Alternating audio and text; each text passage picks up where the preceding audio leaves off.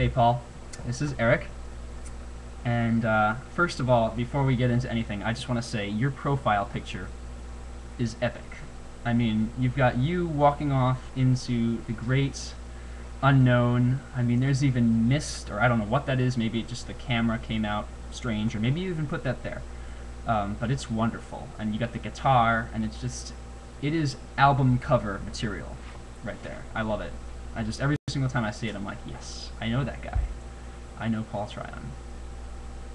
I wanted to record this video because I want to respond to the video that you put on my wall. And before I go there, I just want to say I love it when you put things on my wall. I semi-enjoyed watching the video. It was entertaining, and I don't ever want to discourage you from ever sharing anything with me in the future. I love you. I mean, you're wonderful. I have some issues with the video which we're going to address, and I figured that the best way to do that, since we're in the YouTube world now, when someone sees something on YouTube that they think is wrong, they usually record a video explaining all the reasons why they think it's wrong. And in that video they talk a lot, mostly to hear themselves talk, and so I figured, why not do that? So this video is more for me to hear myself talk than to actually prove a point, although I will prove a point. But you can sit back, relax, and enjoy my banter on the video of, I think it's called What Pie Sounds Like. So we'll get into that. I don't agree with it, and for a number of reasons. There's about 100. So we'll hit on some of the really good ones right about now. Not exaggerating about the 100 thing. Yeah. Anyways, what pie sounds like. Okay, so the first thing is that the video treats pi as a quantity type number. What I mean by that is I don't really think pi is really a number. I think it's more an operator. A number would be like 7 or 8. You know, I have $7. I have 8 apples. You know, it's a number that represents a value, whereas you can use pi to represent a value, although it's a strange value since it's irrational. But it's not usually used like that. It's usually used as a mediator or an operator or a go-between. It's a way to get from one place or one dimension to another, really. That being, you know, the diameter of a circle and the radius of a circle, or the circumference of a circle, or the radius of a circle squared and the area of a circle. You know, it's used like that. You're never going to have pi of something. But you're going to use pi to get from one place to another, and it's wonderful. I mean, it's used in all kinds of circle equations. I think it's even used in like Heisenberg's uncertainty principle, and then a whole bunch of other equations like Colombo's law, I think, and the gamma function. Although I think those ones, well, anything with electromagneticness is going to be radiating in a sphere, so that's why pi is going to be there. But anyways, pi is more of an operator than a number, and I think that the first thing that they do is they treat it like a number, which is not really giving pi its due. You know, it's not representing it correctly. It would be better to have used pi as an operator to get from one note to another note. That would be a lot closer than using pi as an actual number. But anyways, if that doesn't make sense, don't worry about it. I got other stuff. Okay, the video starts off with a scale, right? He gives you a major scale, and C, D, E, F, G, A, B, C, and then he goes and he says that C is 1, D is 2, E is 3, F is 4, G is 5, which I guess you can do, but you're losing the numerical, mathematical significance of everything when you do that. The reason being is if C is 1, well then C an octave higher would be 2, because we know that when we go from one octave to another octave, as far as anything mathematical goes in music, like frequency of the note or wavelength, it's either going to double or be cut in half, and then the next octave would be 4, and then the octave after that would be 8. So assigning C as 1, D as 2 is misrepresenting the notes mathematically. And so once you do that, then you've lost all science as far as it goes. And even if you could represent C as 1, D as 2, E as 3, you fall apart when you get to the difference between E and F, because E and F is a half step. There's no black note in between E and F.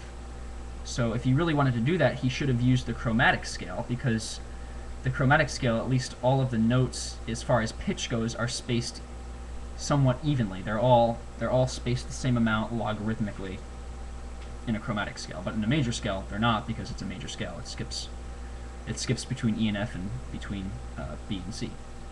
Or it doesn't skip between E and F and B and C. Whatever, you know what I'm talking about. I'm sure you caught that. After that, he shows the circle of fifths, which he shows it spinning around like as it's an actual physical circle, like the type of circle that you would use pi for, which it's not. Circle of fifths is called a circle of fifths because you start and end in the same place. If you go through the circle of fifths, you start at C, you go to G, then you go to D, then you go to A, and then to E, and then I don't even know where it goes after that, but eventually, if you keep on going through the circle of fifths, you'll wind up where you started, which in my case would be C. Just like a circle, it has no beginning and no end, no start, no nothing. It goes around and around, but it's not round. It just starts and ends in the same place. You could call it the trapezoid of fifths, and you went around a trapezoid, you'd get back, you'd start and end at the same place. So he's kind of deceptive there in the way that he shows the circle of fifths. And then he goes and he assigns numerical values to each of the chords, which is just as silly as assigning numerical values to each of the notes in a major scale, 1, 2, 3, 4, 5, 6, 7, and 8. If we were doing a blues improv and you were playing a perfect fourth and I was playing a perfect fifth, you would not be playing 4/5 of what I was playing. But if you had $4 and I had $5, you would have 4/5 of what I have. See, it's using, you know what I mean by that. Okay.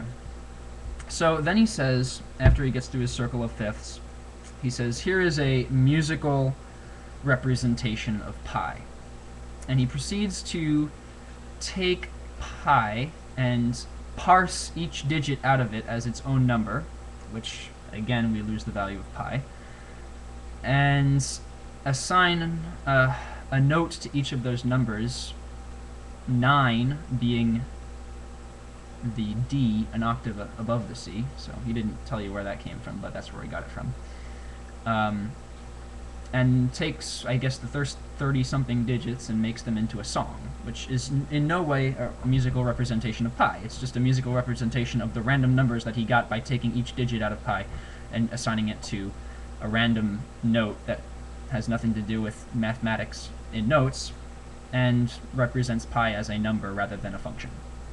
So it's not a musical representation of pi in the least bit, and even if it was, pi is still one number, so he gets a whole bunch of them. And then he puts them in 157 beats per minute, which is really interesting, because he thinks that 157 beats per minute is significant because it's half of 314, which 314 is not related to pi in any way.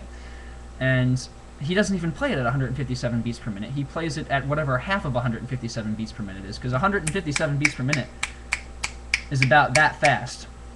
Somewhere around there. He's playing it in half time, or he's playing half notes, and it's not until he gets to the guitar that he actually starts playing quarter notes, or something that would be in 157 beats per minute.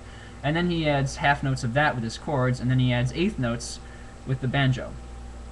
And he starts each instrument whenever he feels like it, and then repeats after he gets to the 30-something digit, and that's his musical representation of pi. Really, pi is just a convenient way for him to get random numbers and assign them to random notes. He could have assigned C as 1, E as 2, F as 3, A as 4, and just picked any random combination. It would have been just as good.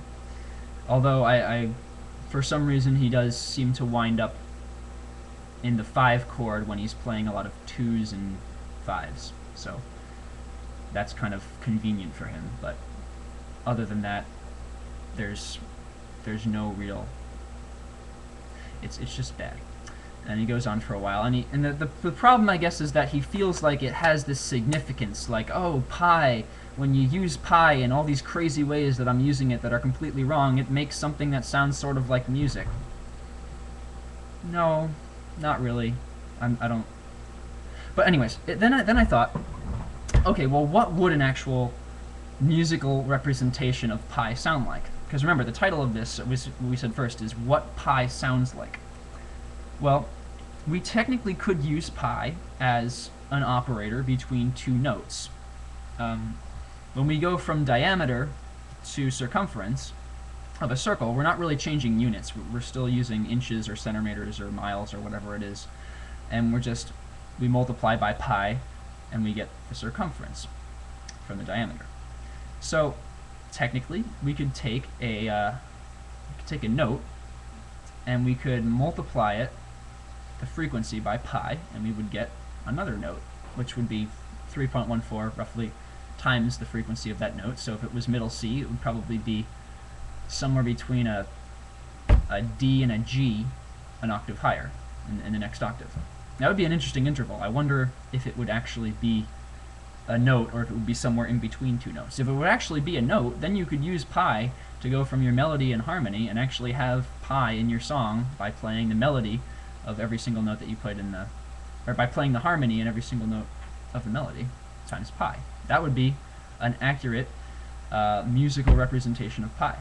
That's something that I would love to do, but I don't have time to do that. I only have time to make crazy videos. And think about it For a long time. So, I just wanted to drop you that. And again, I love everything that you post on my wall. You have no idea how gratifying it was to record this video. And I would love to see what pi actually sounds like, although honestly my hypothesis is that if we were to do what I said before with the melody and harmony, it would probably sound completely silly because pi only works when we're going from different operations within circles involving radius and whatever. So pi should be kept in my tummy, especially when it's apple pie. That would be wonderful. I love you, and I will see you later.